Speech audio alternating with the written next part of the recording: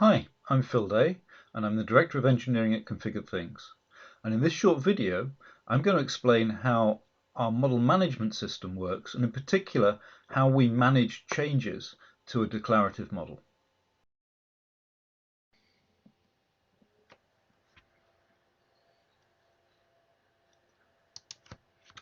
The Configured Things platform is a runtime environment based around declarative models for creating systems where configuration needs to be driven and data needs to be shared in a secure and federated manner.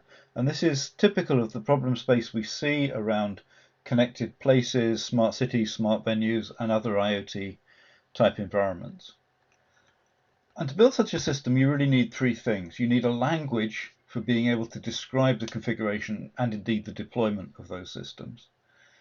You need a runtime environment for being able to manage these declarative models, and in particular manage the changes to them, because these environments are all around dynamic change and change coming from multiple sources.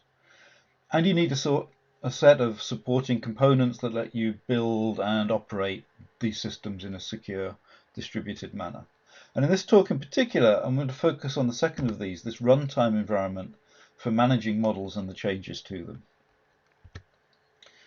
Now, a lot of declarative systems that are out there will typically use a document format, JSON or YAML, to capture the required state as a single declarative statement, and they'll treat the changes that you want to make to that as transient activities. They're not really managing the changes, they're just managing that single model of what the system should look like. In our platform, we do things slightly differently. We actually manage the changes themselves as the first order objects. And the changes can, in our case, they can be anything that makes some incremental, possibly overlapping delta to the overall model. We recognize that they can come from multiple independent sources, and because of that, they can be added and removed in any order. And they can also need to be constrained to specific areas of the model, because we have all these different actors that are trying to work together in a federated way. And also the changes themselves need to be authenticated, they need to be verified, and they can be signed. Because these things are coming in as small documents, we can capture a signature with them and carry that signature as an authorization and a statement of the verification of the change all the way through the system. So we're really all about managing the changes rather than managing the model itself. And the way we capture all of this is in a component that we call the model manager. So the model manager is the thing that maintains and distributes the desired state of the system or of some part of the system. And I'm showing it here as a kind of jigsaw puzzle representing the fact that that desired state actually is made up from a series of changes that have been made by various different systems, different parties that need to be able to express the overall configuration. So the model manager is maintaining the state, and clients connect to the model manager. And a client can register to be notified about changes in just some part of the overall model. So I have two clients here. The first client is registered to be told when there are changes to one part of the model, and a second client has registered to be given access to some other part of the model.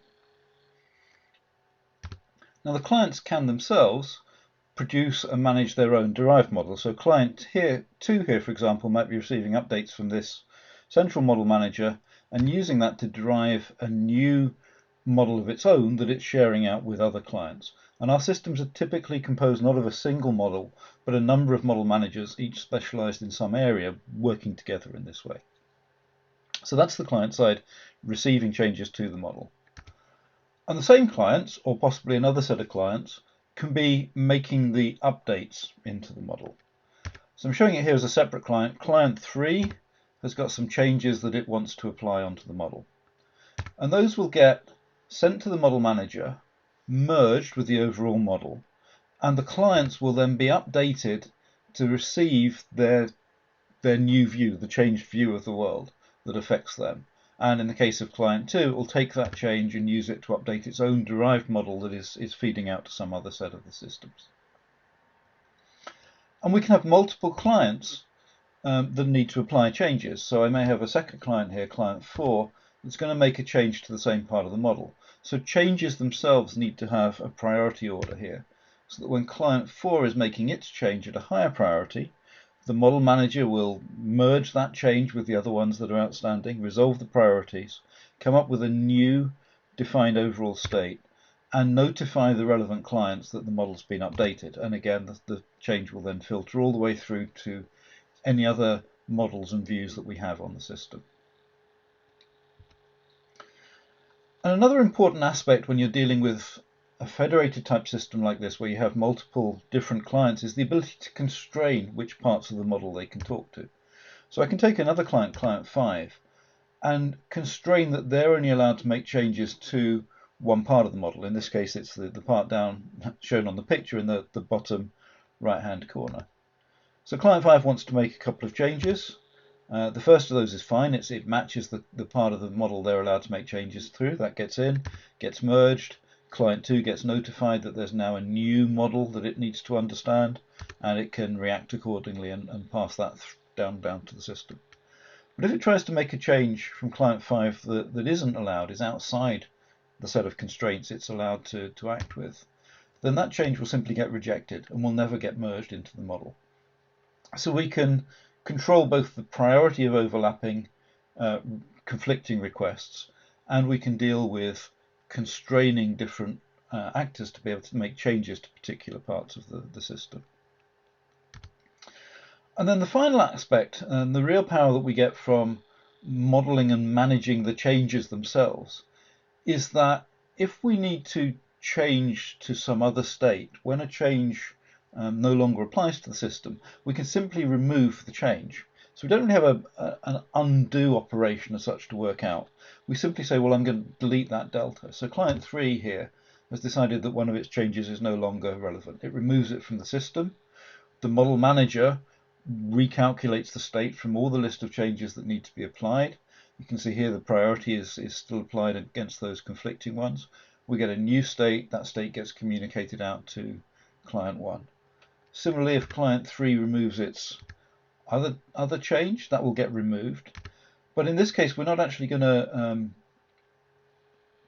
revert the system as such, because the higher priority change from client 4 is still there. So in this case, removing that particular delta, the net result has been correctly calculated to be no change. And this is where the power of managing changes in their own right, rather than just the overall model, comes in. It means that we no longer have to be constrained to understanding the impact in terms of a sequence of undoing things. We can rebuild the model from the list of deltas that actually still exist at that time and make sure they get distributed accordingly. So there you have it, the model manager in a nutshell. Really, it's all about managing changes as first order objects and making sure that we can respect that those changes may be overlapping and resolve the priorities, that they might come from independent sources, they may come and go in any order, and we may need to constrain them. And in building things that way, we're able to authenticate and verify and even carry signatures for the changes all the way through our system.